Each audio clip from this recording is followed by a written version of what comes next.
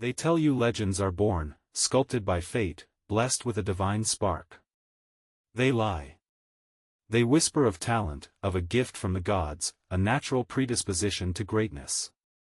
But some gifts, some come with an unthinkable price, etched not in skill, but in sacrifice. A price paid not in sweat, but in something far more profound, a chilling bargain sealed beneath the stadium lights. Before the roar of the crowd, before the golden sphere glinted in his grasp, there was only the grind. But this wasn't the healthy pursuit of excellence. This was an obsession, a ritual of self-immolation. Other players trained until their muscles screamed, their lungs burned. Pavel Nedved trained until the very air around him grew thin, until his shadow seemed to detach, watching with a silent, unnerving judgment. He wasn't just pushing limits, he was erasing them, not with ambition, but with a terrifying, almost compulsive drive. They called him the Czech Fury, a poetic nod to his blonde mane and furious energy. But fury implies an explosion, a finite burst. Nedved was an endless combustion.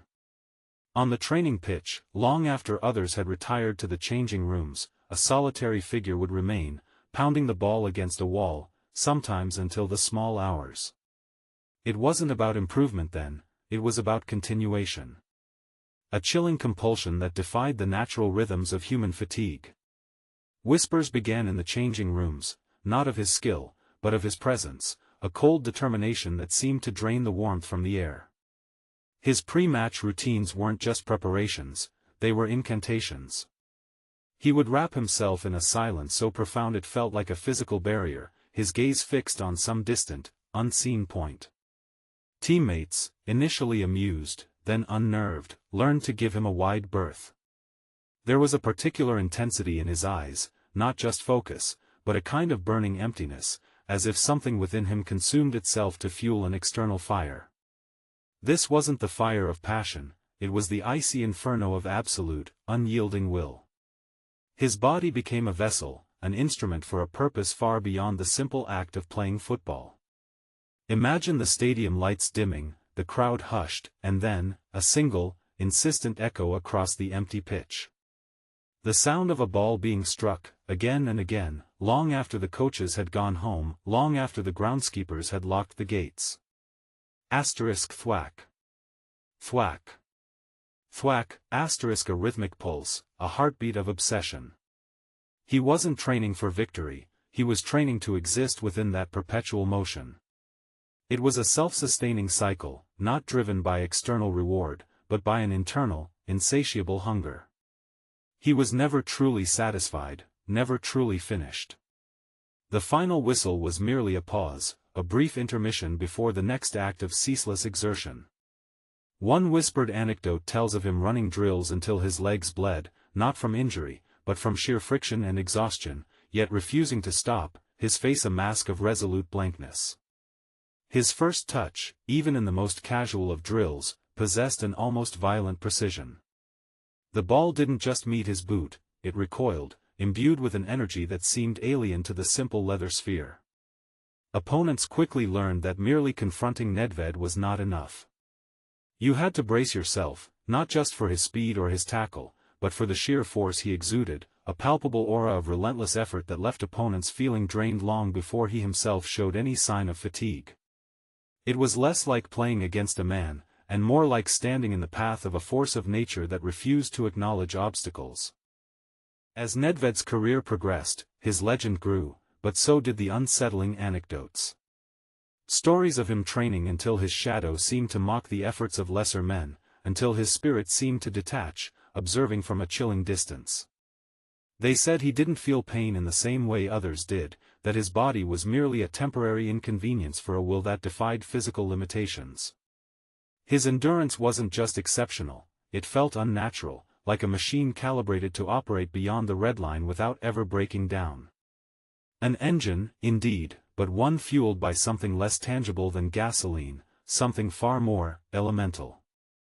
On the pitch, he was everywhere.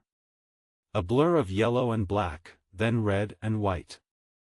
One moment, tracking back deep in defense, a phantom appearing to dispossess an attacker. The next, surging forward, a relentless current against the tide, appearing in the final third with an explosive, unexpected shot. This wasn't just good positioning, it was omnipresence. It was as if his consciousness had fractured, inhabiting multiple points on the field simultaneously, a terrifying efficiency that left opponents bewildered and teammates unnerved. They were inspired, yes, but also watched him with a strange mix of awe and trepidation, wondering what unholy pact granted him such boundless energy. His leadership wasn't about rousing speeches or motivational shouts.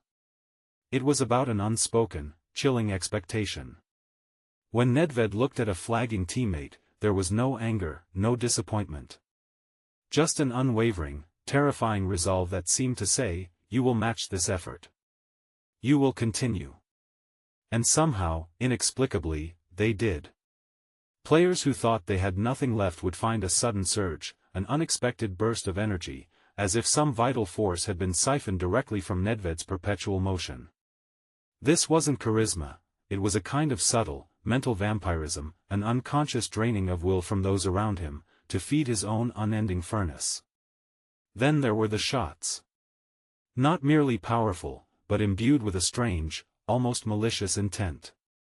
The ball would scream off his foot, a blur that defied the laws of physics, often swerving and dipping in ways that left goalkeepers frozen, not just by speed, but by an unseen trajectory. It felt as if he wasn't just kicking a ball, but directing a projectile with a will of its own, guided by something beyond human control. The sound of impact was distinct, a sharp, violent crack that echoed long after the net bulged. It was the sound of something breaking, not just the ball meeting the net, but perhaps something more fundamental. One whispered anecdote tells of a Champions League match, deep into extra time, when Nedved, having covered every blade of grass multiple times, still found the energy to unleash a thunderous shot from 30 yards, after which he merely turned, unfazed, as his teammates collapsed around him. The struggle never ended, it merely shifted form. The year 2003 arrived, a crescendo for this unholy symphony of effort. Juventus, under Nedved's relentless engine, swept through Europe and Italy. His performances were beyond human, beyond belief. Every sprint was a desperate plea, every tackle a sacrifice, every pass an offering. He wasn't just playing, he was manifesting his will onto the field, shaping reality through sheer, unadulterated exertion. And then, the ultimate reward, the Ballon d'Or. The Golden Ball. A trophy for the best player in Europe. But what if it wasn't just a trophy? What if it was a seal? A contract fulfilled? The ceremony itself was peculiar. While other winners glowed with pride and joy, Nedved's expression was different. A subtle, almost imperceptible shift. A quiet triumph that lacked the exuberance of a man who had reached the pinnacle of his profession. His eyes, usually burning with that internal fire, seemed momentarily to soften, yet gain an ancient, knowing quality. As if he had finally understood the full scope of his bargain. The applause, the accolades, the flashbulbs, they were merely the background noise to an internal transaction, a cosmic exchange that only he truly comprehended. They said he received the Ballon d'Or for his incredible work ethic, his determination, his leadership. They lauded his tireless efforts, his powerful shots, his courage, and his passion. They celebrated him as proof that heart and discipline can reach the top. But what if the Ballon d'Or wasn't the reward for the effort, but rather the catalyst of it? What if, from an early age, Pavel Nedved had made a pact, not with a devil, but with something far more ancient, more insatiable? A pact to be the engine that never stopped running, to fuel his relentless pursuit of greatness by drawing not just from his own physical reserves, but from the very essence of human effort around him? The boundless energy, the inhuman stamina, the way teammates felt an inexplicable urge to match his pace, the way opponents felt their own strength inexplicably wane in his presence, what if these weren't mere psychological effects? What if his passion wasn't an emotion, but a controlled reaction, a mechanism for converting raw human exertion into his own boundless drive? The Ballon d'Or, that shining golden orb, was not a symbol of his achievement, but the very battery that made his engine perpetual. A conduit, perhaps, or a collector, for the collective will and physical output of all those who witnessed or played against him. The trophy wasn't just given to him, it completed him. It allowed his relentless consumption of energy to reach its terrifying zenith. There were strange reports from coaches and medical staff who examined him after particularly grueling matches: no discernible drop in vitals, no excessive lactic acid buildup, almost as if his body replenished itself faster than humanly possible. Think of it, the countless hours, the impossible runs, the shots that defied logic. He wasn't just doing them, he was absorbing the possibility of fatigue, the potential for failure, from everyone around him. His teammates' despair became his resolve, his opponent's exhaustion became his vigor. He didn't just inspire courage, he extracted it, leaving a void where true human limitation should have been. The Ballon d'Or ceremony, then, was not a celebration of a man, but the formal recognition of a perfectly functioning, terrifyingly efficient entity that had transcended the very boundaries of human sportsmanship. His heart and discipline were not virtues, but the carefully engineered components of a mechanism designed for endless, unyielding conquest. And the golden trophy? It wasn't just gold, it was a concentrated essence, a crystallized form of the very collective effort he had devoured. He never seemed to age, never seemed to slow, even when the human body should have betrayed him. His face, often etched with a grim, almost feral focus, rarely showed the strain that should have come with such an output. Because the strain wasn't truly his. It was shared, unknowingly, by those who watched him, who competed against him, who found themselves suddenly capable of more than they thought possible, only to feel utterly depleted afterwards. His engine didn't just run, it consumed. It fed. And the Ballon d'Or was its ultimate, terrifying nourishment. So, the next time they whisper of a hero, of a legend born from pure, unadulterated human effort, remember the chilling possibility that some engines run on a different kind of fuel, and the legends they create come at an unseen, unspoken price. What other secrets lie beneath the gleaming surface of the game, waiting to be fueled by human will?